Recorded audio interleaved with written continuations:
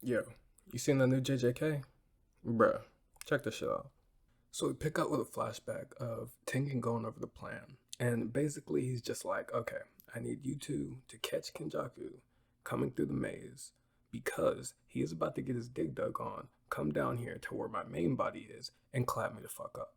He goes on explaining that each room is a Sunyata barrier, which is basically just an empty fucking room.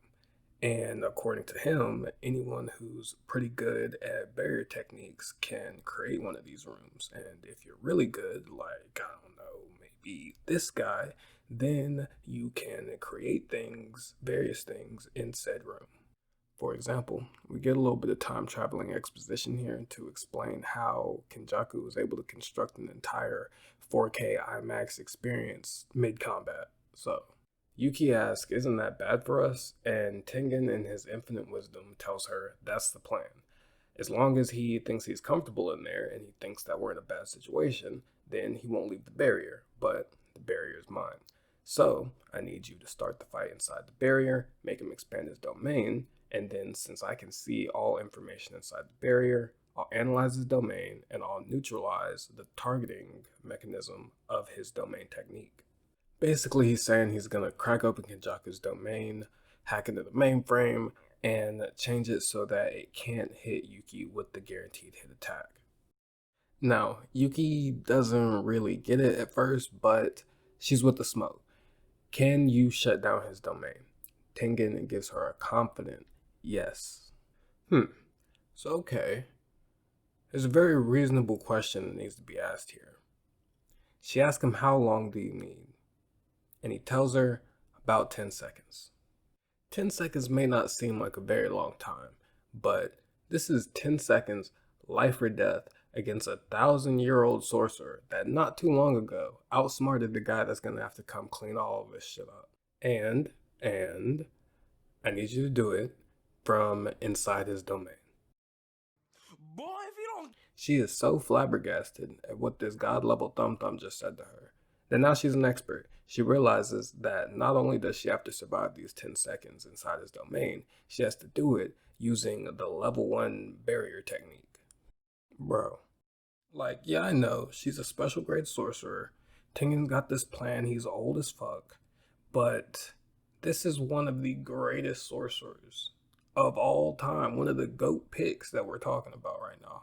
She says, wait, she's trying to come up with another plan. She says, maybe I can do this, and then we can do that, and we still have this. Tengen says, nah, it has to be his domain on the outside, and we need him to use his curse technique. So she like, man, I think y'all just sleeping on me. Tengen says, fuck what you talking about. I can't even beat him on barrier techniques, and his level 1 domain is entirely separate from your level 1 domain. And she says, so we're back to square one. Yes, get him to expand his domain, I'll dismantle it, and while he can't use his curse technique, beat his ass. And wrong. Major miscalculation. They was sleeping on my boy. He pops the domain, and look at Tengen's face. He's shook. This is like the domain Sukuna showed. It doesn't have an outside barrier for me to break. That way it can't hit you. Oh shit. Now, as much as I want to say this was a bad play, I think it goes to show just how strong Sukuna is, that Tengen, as old as he is, as much as he's seen, didn't even consider the possibility that a sorcerer that old could have a domain as strong as Sukuna's or that functioned in a way like Sukuna's. Yuki has no idea Tengen's made this realization, so she continues with the plan.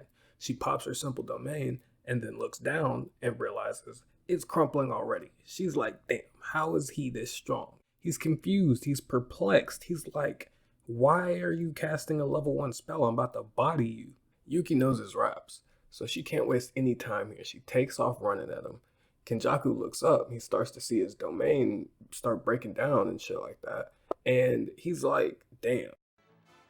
How many times do we have to teach you this lesson, old man? Cut to Tengen.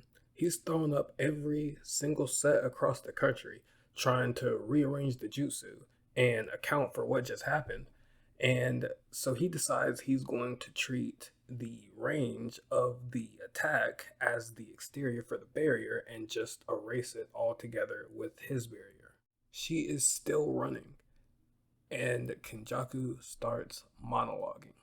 Now, as we all know and understand, that when the main antagonist starts monologuing, your plans have failed. Pack it up, FF, pull a Joseph Joestar, and get out of there, because you're not gonna like the end of the speech. He tells him, yeah, I'm old as fuck too, but we're not the same. Whole time, Yuki is struggling. She looks down. Her simple domain is gone. Kenjaku raises his hand, which might as well have an infinity gauntlet on it. And he's like, look, bro, I've been doing this shit for 1,000 years. All the backstabbing, trickery, I've seen it all. GG. Look at him. This man brings the fist of the gods down on her. Look at her face. This shit hit her like a semi-truck with a full shipment of bricks. How much gravity is this? Like, is this 100 times, 1,000 times? He cracks her straight through the floor, and then he's looking at her on the way down like, oh shit, I ain't even want to have to do this to you. And boom, the technique disappears. So, still not done frying this man Tengen up. Kenjaku says, alright, you got the job done. You stubborn, you old, but it's too late.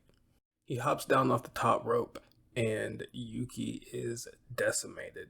We get a close-up here, and she's knocked out. There's blood everywhere. She's missing an arm. And what is it with protagonists losing an arm mid-fight lately? I don't know. It's like, if you didn't lose an arm, did you really get fucked up? And Kenjaku is still not done roasting them. He's got something for her, too. He tells her if you would have just used your domain, it might have been a little exciting for me. You might have had a chance. Which, by the way, is what she wanted to do in the first place. But, I mean, hey, it's your fault for trusting that thing. He's keeping something from all of y'all. He hasn't even told y'all what the Cullen games. And then before he can even finish, he looks up and he's like, wait, the Shikigami's still here. And then pulls a blade on bro. Hello there. Hold up. Shorty is back from the dead and ready for the smoke. Before he can even turn around, this bladed jump rope is already swinging on him. The brain jumps back like, wait, I didn't see this in the patch notes. Well, she got buffed with the reverse curse technique. And she's got to heal up. So I'm going to charge up my technique, and now I'm going to hit her with another one. Hell no. She's on him immediately. She pulls up on him, hits him with a roundhouse, and he blocks it. She is not healed.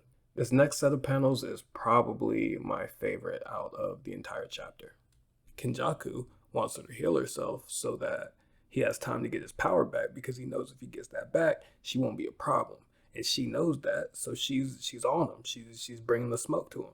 Yuki is giving him the Liu Kang special, the unlimited kick combo. Kenjaku's defense is strong, but this block string is crazy. And then boom, she comes in with the cross up. Now they just jump at his ass. The Shikigami wraps him up. She hits him with another roundhouse. But then it starts to catch up to her. And of course, he picks up pretty quick on this, and he goes right back to roasting them. Like, how unbothered is this man that he is just at any opportunity just laying fire upon them? But she says, it's cool. I think you forgot something. And then what?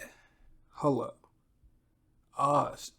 It's that boy. Choso comes busting through the wall like the Kool-Aid man, ready to throw hands, and they about to start triple teaming him. Just look at him. He already charging that shit up, about to go crazy. Kenjaku is shook. He like, wait, what? They caught him in a pretty tough spot here, but he is 1,000 years old. He's one of the best, and like he said, he's been doing this shit. He hasn't really broke a sweat this whole time, to be honest, and he's a little too calm, might be a little too experienced for this to go so simple. But what matters is, can Choso get the upset?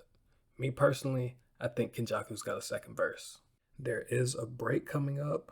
The date got pushed back from December 11th to December 18th.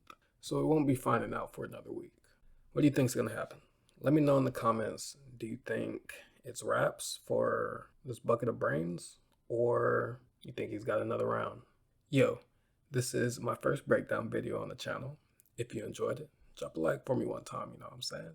If there was something you really liked or didn't like, toss it in the comments. And if you want to see more like this, you know what to do. Peace.